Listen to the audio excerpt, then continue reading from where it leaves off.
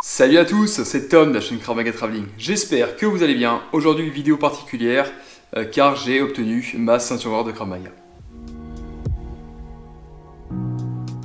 Ok, alors comme je disais dans l'introduction, j'ai obtenu récemment ma ceinture noire de Krav Maga à l'examen national de Suresnes, au niveau de Paris, zone nord. Chez le nord.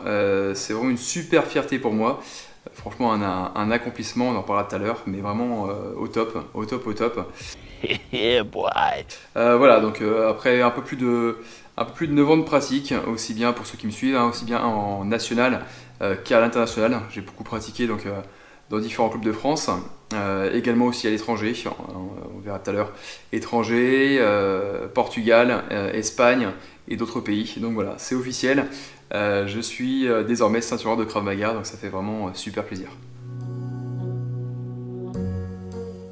Alors pour ceux qui sont déjà dans l'univers du Krav Maga, donc Krav Maga FEKM, Fédération Européenne de Krav Maga, je pense que vous connaissez déjà bien comment ça se passe au niveau de la ceinture noire. Il faut minimum 6 ans de pratique pour arriver à pouvoir passer sa ceinture noire. Évidemment avant il y a la ceinture, on démarre blanche, après passage de la jaune, la orange, la verte, la bleue, la marron et on arrive sur la fameuse ceinture noire. Alors ceinture noire première Darga, pour ceux qui font d'autres arts martiaux, premier Dan par exemple, nous on dit Darga dans notre fédération. Une première Darga, après les Dargas, vous pouvez aller à la 2, 3, 4 et 5e Darga, etc. Donc c'est le, voilà, on verra tout à l'heure, c'est un peu c'est pas vraiment une fin mais plutôt un commencement au final. Globalement l'examen de notre fédération FEKM, c'est un examen qui est très exigeant. Je sens qu'on va se faire défoncer. Voilà, j'ai eu la chance de bien me préparer, d'être accompagné des bonnes personnes. Je pense que j'en parlerai dans d'autres vidéos. C'est un examen où globalement, en moyenne, chaque année, il y a 30% de réussite, un peu moins de 30% de réussite à l'examen. C'est un examen qui est vraiment très dur, mais au moins, voilà, quand on obtient une ceinture noire, on sait pourquoi. Notre grade ont une vraie valeur, donc voilà, je suis fier de faire partie de cette fédération, fier d'avoir pu voilà, travailler au point de passer ma ceinture noire, donc vraiment super. L'examen, pour en parler rapidement, on pourra, si ça vous intéresse, n'hésitez pas à me le dire en commentaire pour faire un détail, mais l'examen se passe globalement en 7 UV, 7 unités de validation. La première UV, ce sont les frappes sans appel. Deuxième UV, shadowboxing. Troisième UV, tout ce qui est parade contre, défense contre. Numéro 4, UV4, tout ce qui est défense contre les saisies, et notamment après saisie sol pour les prochaines années. UV5, défense contre couteau et bâton couteau simultané. UV6, tout ce qui est contre menace au pistolet. Et UV7, c'est le combat. Voilà, 2 fois 2 minutes de combat, 30 secondes de récupération. J'aime me battre. Ça, c'est dans le programme de la première Darga. Je vous renvoie aussi de la Fédération Européenne de Krav Maga, je vous mettrai les liens où vous avez tous les programmes.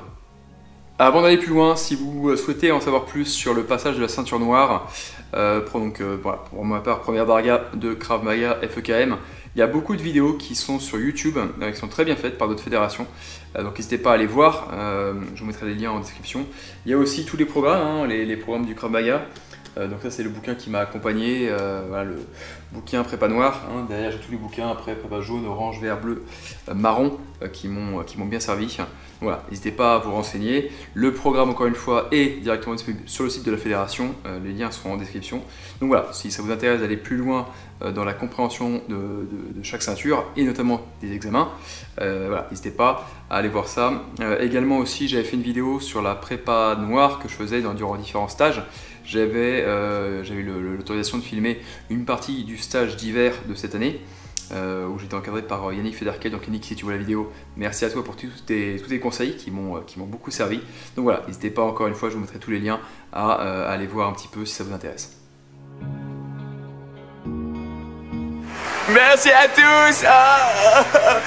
Ok, alors remerciements. Je souhaite d'abord remercier tous les professeurs qui m'ont accompagné durant mon apprentissage du Krav Maga. Alors c'est pas fini, mais durant mon apprentissage jusqu'à aujourd'hui en fait.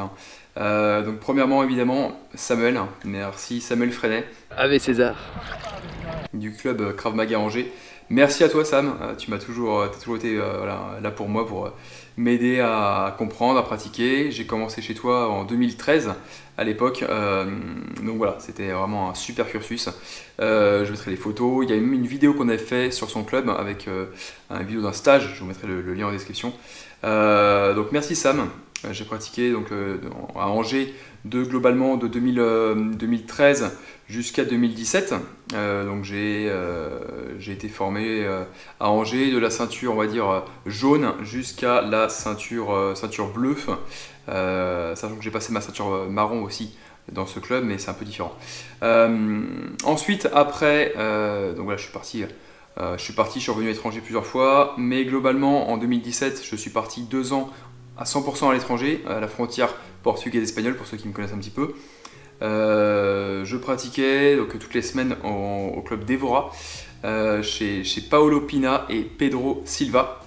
Donc merci les gars, muito obrigado. Voilà, j'ai pratiqué donc, le Krav Maga au sein de la Fédération Européenne de Krav Maga, mais au sein de la FPKM, Fédération Portugaise de Krav Maga, donc qui est on va dire directement intégrée dans la fédération, hein, c'est une poche à l'intérieur. Donc voilà, vraiment super content. 2 années passées à m'entraîner chez les Portugais, donc vraiment super. La trottinette portugaise. Merci également à la partie donc, espagnole, merci Alexandre Roscoe, chez qui j'ai pu faire de nombreux stages. Je me souviens, je prenais le bus, ça me mettait 5 heures de bus aller, 5 heures de bus retour. Mais voilà, content de toujours pouvoir faire des stages avec toi Alexandre, c'était vraiment super. Voy a la playa, había subido la marea.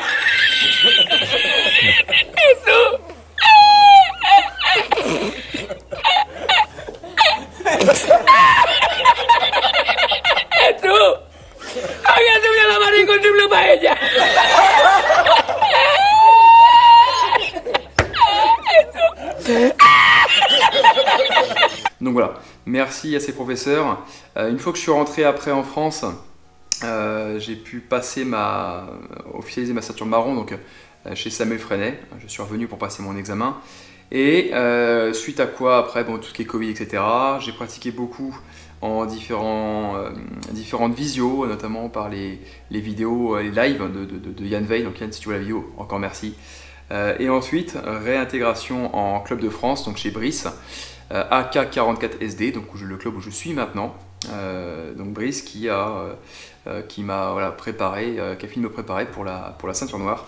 Donc merci à vous tous, hein, à tous ces professeurs qui m'ont beaucoup aidé. Merci à tous les professeurs que j'ai pu rencontrer, hein, ils sont très nombreux, ceux qui se reconnaîtront. Merci à vous, hein, j'ai fait je crois quasiment une quarantaine, une cinquantaine de stages en tout de Krav Maga dans différents clubs. C'est un peu le but de Krav Maga Traveling aussi. Donc merci à tous, hein, merci à tous les pays que j'ai pu visiter. Franchement c'est super et c'est que le début. Alors, est-ce la fin alors peut-être, est-ce la fin de ma chaîne Krav Maga Traveling? Non. Honnêtement, je m'étais posé la question il y a quelques temps, bien avant de passer la ceinture noire, mais je m'étais posé la question, me dire bon, est-ce que je continue après le jour où j'aurai la ceinture noire ou pas? Parce qu'en effet, mon but initial, c'était de voyager dans les différents pays pour mieux comprendre le Krav Maga, le pratiquer, pour voilà, acquérir des bonnes compétences qui me permettront après de devenir officiellement ceinture noire de Krav Maga. Au jour d'aujourd'hui, non, c'est pas du tout la fin de Krav Maga Traveling, c'est la fin d'une étape, c'est sûr. Mais pour autant, j'ai encore beaucoup de clubs à aller voir. J'ai Giacomo qui m'a invité, qui m'a sollicité plusieurs fois, là on en a discuté pas mal pour que je puisse aller, qui m'a mis dans son club en Italie. Donc voilà, j'ai au moins l'Italie à aller. Alain Bayard également pour la Belgique. Faut que j'aille aussi après au Luxembourg. On m'a récemment invité aussi à aller en Allemagne. Enfin voilà, c'est pas la fin de Krav Maga Traveling, au contraire, je vais pouvoir encore faire beaucoup de vlogs, donc j'ai beaucoup de stages encore à aller voir, beaucoup de clubs à aller voir, ça va être super intéressant. Comme vous avez pu le voir aussi, ma chaîne s'est depuis le temps beaucoup développée, c'est-à-dire qu'avant je faisais que des vlogs, après j'ai fait des revues de bouquins qui parlaient uniquement de Krav Maga, puis après de self-défense, puis après tout ce qui tournait autour de la self-défense de manière assez globale, des interviews de personnes, de grands pontes de la self-défense. durant le confinement une dizaine de lives aussi avec beaucoup de gens de la fédération, mais également d'autres acteurs. Et donc je vais continuer dans ces eaux-là. Pareil, des petits tutos aussi. Là encore récemment, découverte du couteau papillon, des tutos aussi en forêt. Voilà, comment bivouaquer en forêt, Calbancambe, tuto papillon avec Guillaume Morel, des lives avec Michael Illouz, etc., etc. Bref, clairement, ouais, je pense que je vais continuer dans ces eaux-là, vous proposer plus de contenu. Donc si ça vous intéresse, n'hésitez pas à me donner des idées d'ailleurs en commentaire de cette vidéo. Mais c'est pas la fin de Krav Maga Traveling, j'ai encore beaucoup de choses à découvrir, beaucoup de chemin à faire, et je serais ravi de pouvoir vous partager mon expérience. Et voilà, cette vidéo est maintenant terminée, j'espère qu'elle vous aura plu. Si c'est le cas, comme d'habitude, laissez un pouce bleu en bas de la vidéo, n'hésitez pas à la commenter, à la partager. Prochainement, je vais faire d'autres vidéos, notamment alors, quelques petits vlogs, etc., quelques petits tutos, mais également aussi, je pense, et si ça vous intéresse, dites-moi en commentaire, faire une série de vidéos sur justement mon passage de la ceinture noire. Ce qui m'a aidé, comment je me suis préparé, tous mes petits tips, notamment en confinement, comment j'ai fait aussi quand je voyageais beaucoup, parce que c'est vrai que j'avais des cours que le week-end de temps en temps, en stage, en cours privé, etc. Et donc c'était compliqué pour moi de m'entraîner seul, donc j'ai pioché pas mal de petites méthodes à droite à gauche de chacun des professeurs que j'ai pu trouver. Donc voilà, je voulais partager avec vous un peu mon entraînement, aussi bien physique, mental, technique.